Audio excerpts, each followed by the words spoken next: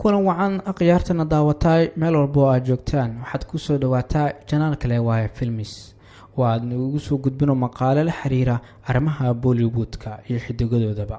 maqaalkana maanta waxaan ku soo qaadanaynaa filmada Bollywoodka ee lacagaha badan lagu qarash gareeyay haddana aan caadi ahayn ugu guuldareystay box office-ka.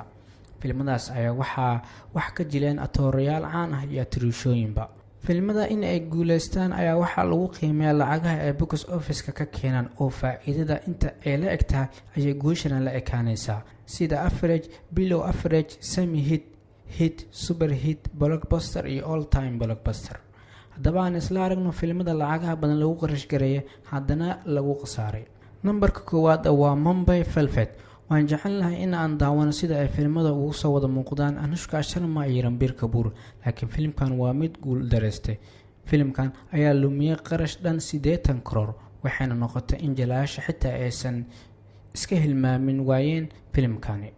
filmka labaad waa Kalank. filmkan ayaa wuxuu la yimid heeso shidan, dhar qaab qurxoon loo soo xarray iyo xayeysiin fiican. filmkan ayaa waxaa lagu qarash gareeyay 150 crore oo ay ka dhiman tahay lacagaha xidigada filmka jilay mushaarkooda. saas ay tahana wuxuu keenay 146 crore, waana mid lagu khasaaray.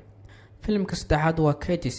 xitaa Kangana Ranaut iyo Hrithik Roshan way badbaadin waayeen filmkan, wuxuuna wajahay khasaare xagga box office-kan, wuxuuna keenay 12 crore. filmka afraad waa Yufraj. Subhash Ghai filmkiisa oo u dhiibay Salman Khan, Katrina Kaif iyo Anil Kapoor. filmkan ayaa guuldaro weyn wajahay, wuxuuna keenay 12 crore. filmka shanaad waa Shandar. xitaa Shahid Kapoor ayaa ka shalayay inuu sameeyay filmka Shandar warbixinta sida loo dhigo awgeed. filmkan ayaa lagu qarash gareeyay 69 crore, wuxuuna la yimid 76 crore. filmka lixaad waa Sawaariya. filmkan ayaa waxaa laga filayay guul weyn inuu gaaro maadaama uu director-ka ahaa Sanjay Leela Bhansali, laakiin fariinta ayaanan daawadayaasha ka gadmin.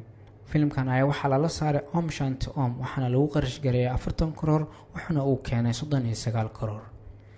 filmka toddobaad waa Besharam. Ranbir Kapoor ayaa lahaa suurtagal badan, waxa uuna u guuleystay filmada Rockstar iyo Barafi, laakiin waxaa lala yaabaa sida Besharam uu ku noqday film aad lagu khasaaray, waxaana lagu qarash gareeyay 95 crore, wuxuuna soo xareeyay 83 crore.